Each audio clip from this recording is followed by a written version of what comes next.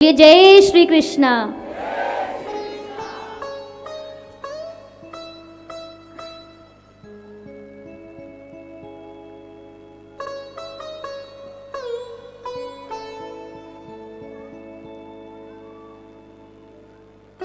यहाँ की रज,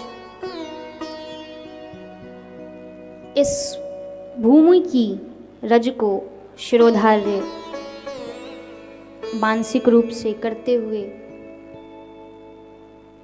हम और आप सभी आज की कथा में प्रवेश कर रहे हैं। सभी वैष्णव जनों के चरणों में व्यासपीठ से आप सभी को मेरा प्रणाम। इस धाम, इस क्षेत्र की पावन रज को मेरा प्रणाम।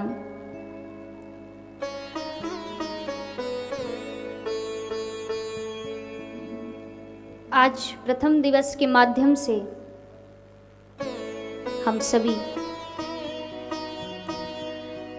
श्रीमद् भागवत का रसास्वादन करने जा रहे हैं।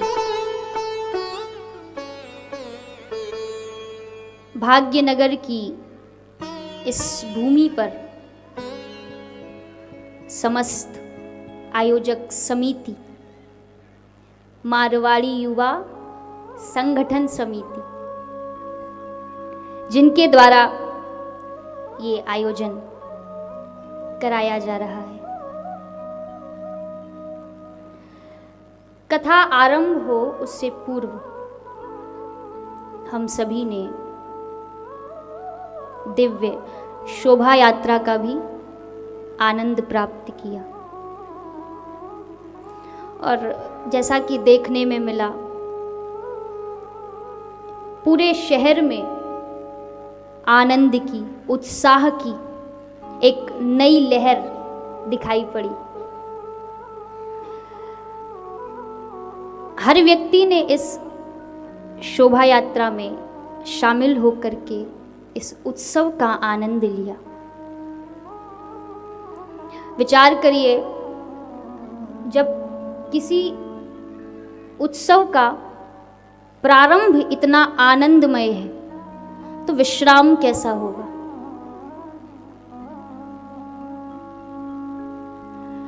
जब आरंभ में ही समस्त आयोजक समिति का, समस्त आयोजक परिवार का, समस्त श्रोताओं का, समस्त क्षेत्रवासियों का, समस्त ग्रामवासियों का उत्साह जब सम्मिलित हो जाता है, तब उस उत्सव का आनंद स्वतः बढ़ जाता है। और जो हमारी समिति है, मारवाड़ी युवा संगठन समिति, आप श्री से कथा से पूर्व बीच में हमारी भेंट भी हुई थी कथा को लेकर के कि कथा होने वाली है, तो बड़ा उत्साह था, कैसे होगा, क्या होगा, एक अलग कुछ नया रूप देना चाहते थे इस कथा को। तो बहुत अच्छी बात है, बहुत सौभाग्यशाली हैं आप। पूरी ईमानदारी से मैं प्रयास करूंगी कि प्रभु ने जो मुझे जिम्मेदारी सौंपी है उसे मैं पूरी ईमानदारी से निभाऊं, क्योंकि ये जो धार्मिक अनुष्ठान है, ये कराना हर किसी के बस की बात नहीं होती।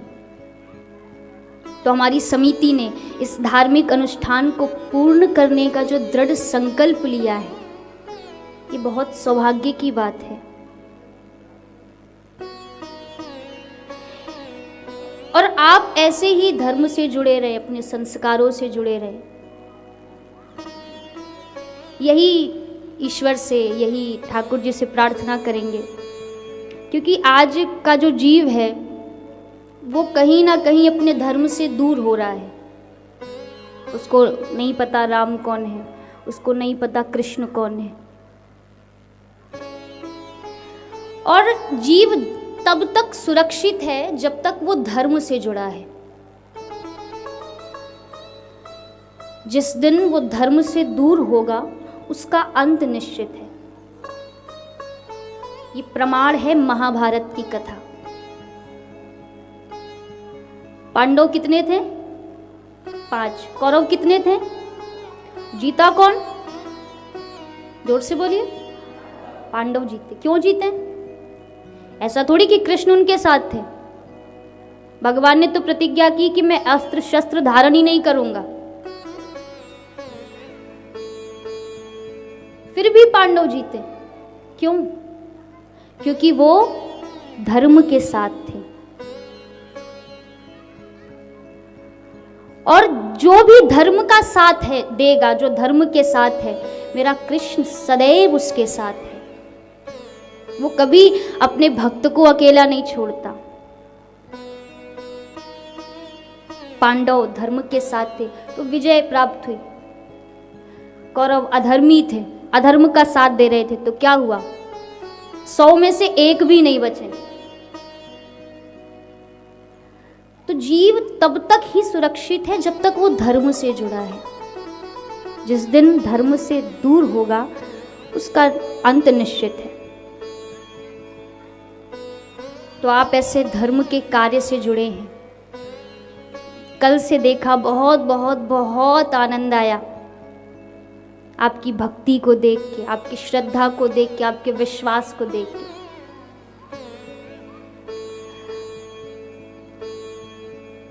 बहुत अच्छा लगा। और ये हमारा भी सौभाग्य है कि इस भूमि पर आप सभी ने हमें आमंत्रित किया और बड़े ही प्रेम के साथ स्वागत सम्मान किया। उसके लिए बहुत बहुत आप सभी का धन्यवाद व्यासपीठ से मैं देना चाहूँगी। ऐसे ही आप सभी धर्म के कार्यों से जुड़े रहें, अपने संस्कारों से जुड़े रहें। वैसे आजकल के लोग कहते हैं ना कि आज का जो युवा है वो धर्म नहीं जानता है, वो अपने संस्कार को नहीं जानता है। ये बात तो कहीं ना कहीं सच थी, मैं मानती थी, लेकिन अभी मारवाड़ी युवा संगठन समिति को देखकर ऐसा नहीं लगता है। इतना जोश, इतनी भक्ति अथाह, जिसका कोई अंत नहीं है। अथाह सागर, ऐसी भक्ति है। सभी युवा हैं और युवा होने के साथ साथ धर्म से जुड़े हैं। ये बहुत बड़ी बात है। तो आप सभी ऐसे ही धर्म से जुड़े रहें। ये जो आयोजन होते हैं ये ऐसे ही नहीं होते हैं। पहले इन आयोजनों को कराने के लिए मन में इच्छा प्रकट होनी चाहिए। पहले तो मन में विचार आना चाहिए ना कि ये होना चाहिए, श्रीमद् भागवत का आयोजन होना चाहिए या सत्संग होना चाहिए, कुछ भी होना चाहिए। पहले मन में भाव आता है, उसके बाद उस पर प्रयास किया जाता है, उस पर मेहनत करी जाती है। ऐसा तो नहीं कि आपने मन में ही सोच लिया और पूरा हो गया। तो पहले मन में इच्छा प्रकट हुई, फिर उस पर प्रयास किया गया, उस पर मेहनत की गई, और फिर जो अंतिम चरण है, जो सबसे महत्वपूर्ण है, वो क्या है जानते हैं? वो है भगवत कृपा। आप मन में इच्छा भी प्रकट कर लो, प्रयास भी कर लो, लेकिन अगर भगवत कृपा नहीं है तो फिर कोई इसे करा नहीं सकता, कोई प्रभु का प्रेमी नहीं बन सकता। जब तक उसकी कृपा नहीं होती तब तक जीव को उसकी भक्ति प्राप्त नहीं होती। किसी ने पूछा, अच्छा इस महान ग्रंथ की प्राप्ति जीव को कब होती है, कब मिलती है ये कथा? तो व्यास जी कहते हैं, भाग्योदयेन बहुजन्म समर्जितेन सत्संगमं च लभते पुरुषो यदा वै अज्ञान हेतु कृतमोह मदान्धकारो नाशं विधाय हि तदोदयते विवेकः। कहा भाग्योदयेन बहुजन्म समर्जिते, जीव के अनेक जन्मों के पुण्य जब इकट्ठे होते हैं, जन्मांतरे भवेत पुण्यम, जब जन्मों जन्मांतरों के पुण्य इकट्ठे होते हैं तब जीव की रुचि ऐसे धार्मिक पूर्ण अनुष्ठानों में हो पाती है। प्राप्त फिर भी नहीं होती है। जब पुण्य इकट्ठे होते हैं तब हमारा मन भगवत के मार्ग पर चलता है, भगवत के रास्ते पर चलता है। तब मन में अच्छे विचार आते हैं, धर्म के अच्छे विचार आते हैं। कब? जब अच्छे पुण्य होते हैं, जब जन्मों जन्मांतरों के पुण्य इकट्ठे होते हैं। लेकिन फिर भी ये भागवत नहीं प्राप्त होती है। भागवत कब प्राप्त होती है? तो तुलसीदास जी मानस में लिखते हैं, अति हरि कृपा जाहि पर होई, पाव देहि मार्ग सोई। अति हरि कृपा जाहि पर होई, पाव देहि मार्ग सोई। अति हरि कृपा जाहि पर होई, पाव देहि मार्ग सोई। अति हरि कृपा जाहि पर होई, पाव देहि मार्ग सोई। श्री राम जय राम, जय जय रामा। श्री राम जय राम, जय जय रामा। श्री राम जय जय राम, श्री राम जय राम, जय जय राम। श्री राम जय राम, जय जय रामा। श्री राम जय राम, जय जय राम। श्री राम जय राम, जय जय रामा। श्री राम जय राम, जय जय राम। श्री राम जय राम, जय जय रामा। श्री राम जय राम, जय जय राम।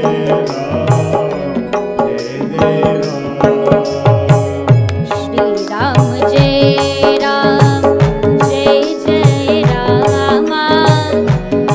राम जय राम, जय जय राम। श्री राम जय राम, जय जय राम। जय जय राम, राम राम, जय जय राम।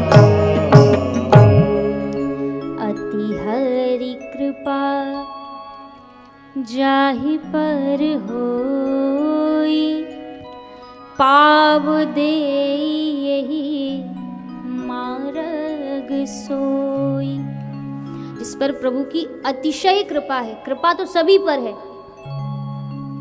पर जिस पर अतिशय कृपा है वो ही इस श्रीमद् भागवत के जैसे आयोजन को करा सकता है। तो भाग्यशाली हैं हम और आप, क्योंकि जगत जिसे चुनता है वो संसद में बैठता है। जगत जिसे चुनता है वो संसद में बैठता है, लेकिन मेरा जगदीश जिसको चुनता है वो सत्संग में बैठता है महाराज। तो भाग्यशाली नहीं, हम सौभाग्यशाली हैं जो प्रभु ने उस लायक हमें समझा, उसकी कृपा हम पर हुई और उसके फलस्वरूप ये भागवत का आयोजन आपके द्वारा कराया जा रहा है। कहा भाग्योदेन बहु जन्म समर्जितेन सत्संगमम च लभते पुरुषो यदा वै अज्ञान हेतु कृतमोह मदा अंधकारो। 84 लाख योनियों में जन्म लेता है जीव, उसके बाद मानव योनि प्राप्त होती है। 84 लाख योनियों में भटकने के बाद तब उसे मानव योनि प्राप्त होती है। और जब जीव को मानव योनि प्राप्त होती है, मानव शरीर मिलता है, तो उसमें अज्ञान होता है, उसके भीतर अज्ञान होता है। और अज्ञान के दो बेटे भी होते हैं, मोह और मद। कृत मोह मदा अंधकारो। मोह कहते हैं आसक्ति को, और चाहिए और चाहिए और चाहिए, जितना मिल जाए वो भी कम है, वो आसक्ति। और मद कहते हैं अहंकार को, जो कुछ है सिर्फ मैं हूं, यह है अहंकार। लेकिन इससे बचा कैसे जाए? तो कहा नाशम विधाय ही तदोदयिते विवेका। कृष्ण की भक्ति करने से, भगवत शरण में आ जाने से इन सभी चीज़ों का, जितनी भी अज्ञान की चीज़ें हैं, इन सब का नाश हो जाता है। चाहे मोह हो, चाहे मद हो, चाहे अज्ञान हो, सबका नाश हो जाता है। नाशम विधाय ही तदोदयिते विवेका। साधारण रूप से जीव को ये कथा श्रवण करने को नहीं मिलती है। बड़े बड़े जो देवता हैं वो भी तरसते हैं इस कथा को श्रवण करने के लिए। श्रीमद् भागवती वार्ता सुराणाम अपि दुर्लभा। क्योंकि वहां स्वर्ग में ये कथाएं नहीं होती हैं। स्वर्ग तो छोड़ो महाराज, वैकुंठ में भी ये कथा नहीं होती। भगवान भोलेनाथ का जो कैलाश निवास स्थान है, वहां पर भी ये कथा नहीं होती। होती कहाँ है? केवल पृथ्वी लोक में। प्रभु श्री राम जब अपनी लीलाओं को समाप्त करके साकेत धाम जा रहे थे, तो उन्होंने सभी से चलने के लिए कहा। तो पूरी अयोध्या प्रभु के विमान में बैठ गई, सभी बैठ गए, पर हनुमान जी नहीं बैठे, वो दूर बैठे थे। तो राम जी ने जब देखा कि ये हनुमान नहीं बैठ रहा, बाकी तो सभी बैठ गए, तो राम जी हनुमान जी के पास आए और कहा, हे हनुमंत, तू हमारे साथ नहीं चल रहा क्या? देख पूरी अयोध्या हमारे साथ चल रही है, तू हमारे साथ नहीं चल रहा? तो हनुमान जी ने हाथ जोड़कर कहा, प्रभु आज तक मैंने आपकी कोई बात नहीं टाली, पर आज क्षमा कर दो। आज मैं आपके साथ साकेत धाम नहीं जा सकता। क्यों? और चलूं भी तो ये बताइए, क्या वहां साकेत धाम में आपकी कथा मिलेगी सुनने को?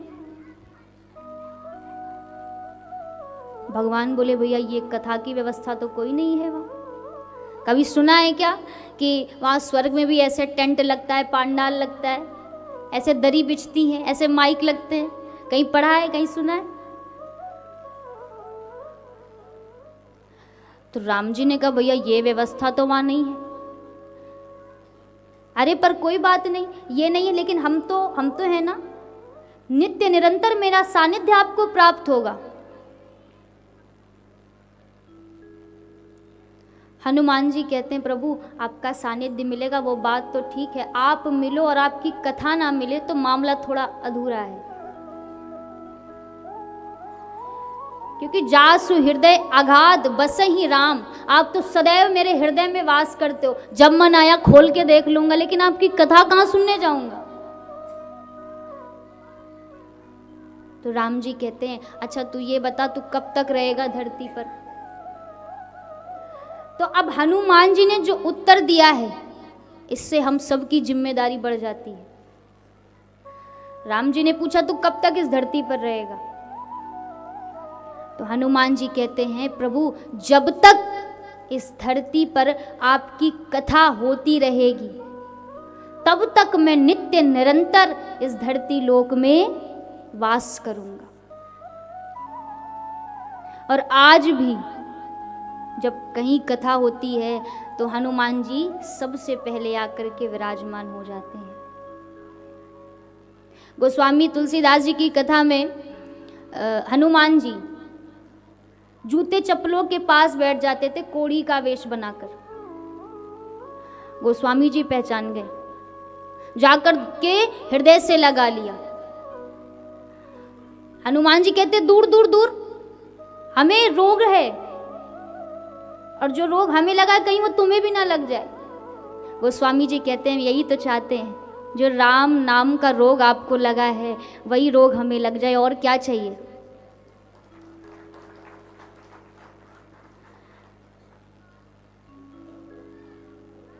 तो कृष्ण की भक्ति मिलना, राम की भक्ति मिलना, ये बहुत दुर्लभ है। भगवान की कथा हम श्रवण कर रहे हैं, ये हमारा अहोभाग्य है, क्योंकि इस कथा को श्रवण करने के लिए तो देवता भी तरसते हैं। देवता भी भारत भूमि का गान करते नहीं थकते। गायंती देवा किल गीत गानी धन्यास्तुते भारत भूमि भागे। कहते हैं धन्य है ये भारत की भूमि, जहां पर स्वयं परब्रह्म जगदीश्वर अपनी भगवत्ता को छोड़ करके व्रज की रज में नंगे पैर दौड़ा है, जहां पर बड़े बड़े संतों ने, बड़े बड़े ऋषियों ने अपनी दिव्य वाणी से भगवान की कथा का रसपान लोगों को कराया है। धन्य है ये भारत की भूमि। गौतम जावाली, व्यास, वामदेव, वाल्मीकि, कपिल गणाद से महान ब्रह्म ज्ञानी थे। अर्जुन से वीर, अमरीश से महान भक्त, हरिश्चंद्र कर्ण के समान यहाँ दानी थे। नारद से संत, सती सीता, अनसुईया सम सत्य सदाचार पूर्ण एक एक प्राणी थे। ऐसा था हिंदुओं का भाग्य का अतीत काल, सुयश यहाँ देवलोक की कहानी थी। ऐसे ऐसे वीर योद्धा, सती सीता, सावित्री, अनसुईया जैसी पतिव्रता धर्म की प्रतिमूर्तियां देवी, नारद जैसे संत, गौतम, व्यास, जावाली, कपिल जैसे महान भक्त, कर्ण जैसे दानी।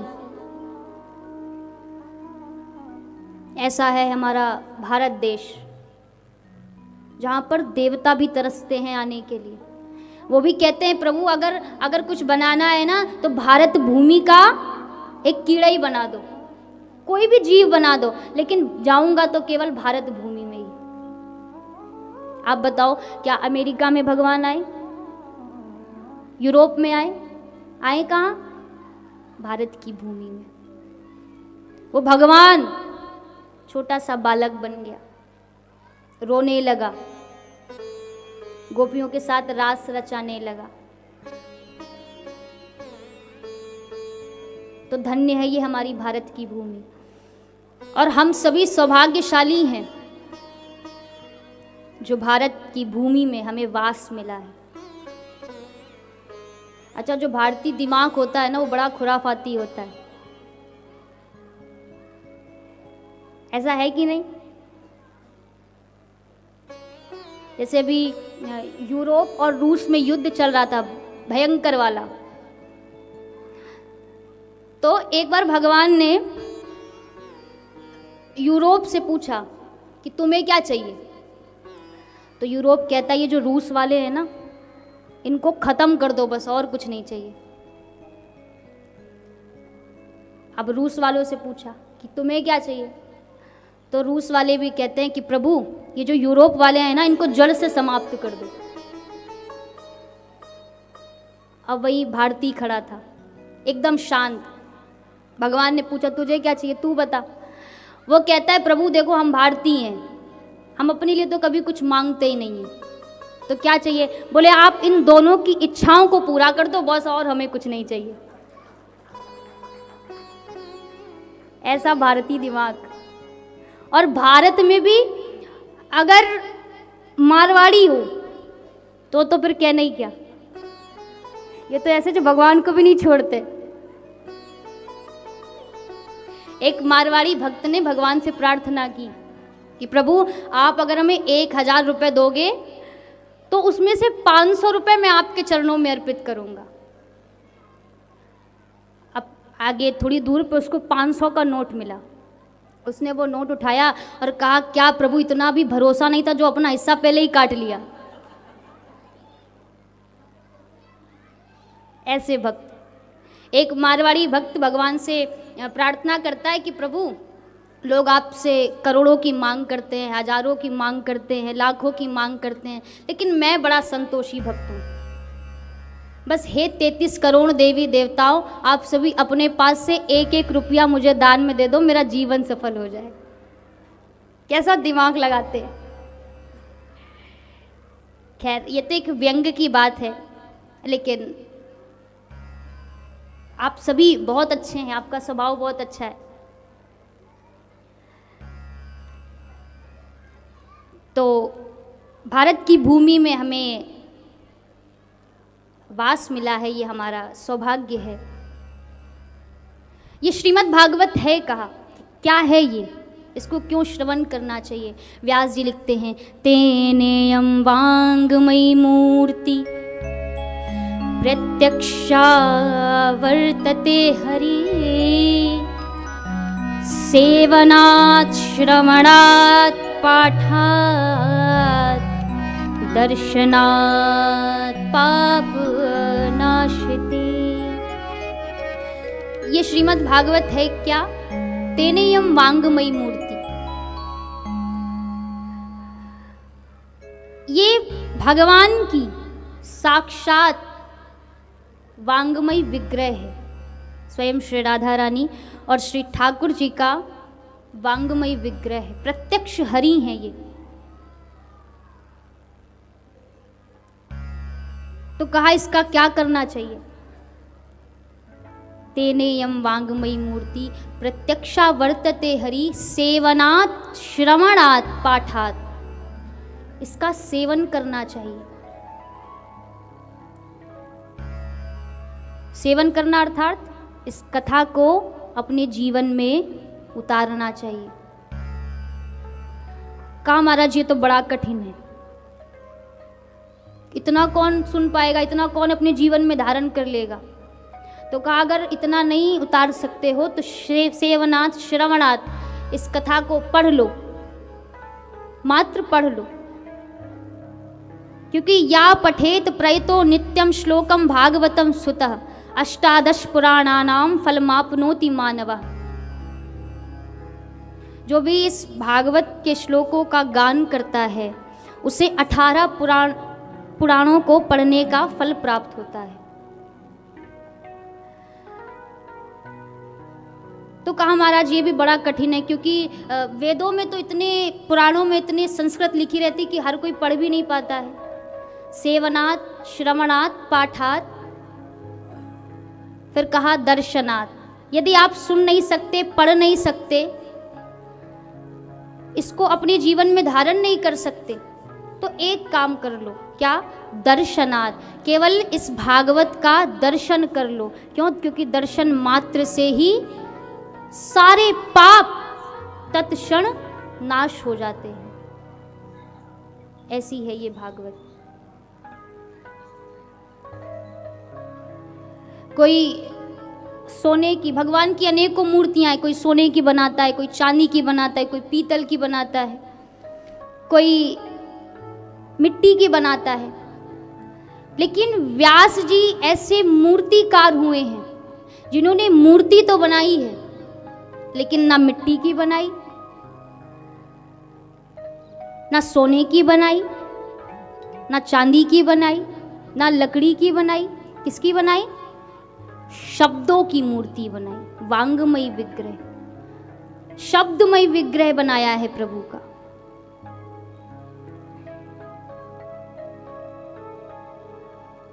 भगवान का ही रूप है श्रीमद् भागवत।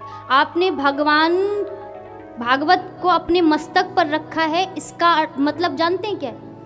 इसका मतलब है आपने प्रभु के श्री चरणों को अपने सर पर धारण करा है। क्योंकि भागवत और भगवान में कोई भेद नहीं है, दोनों एक ही हैं।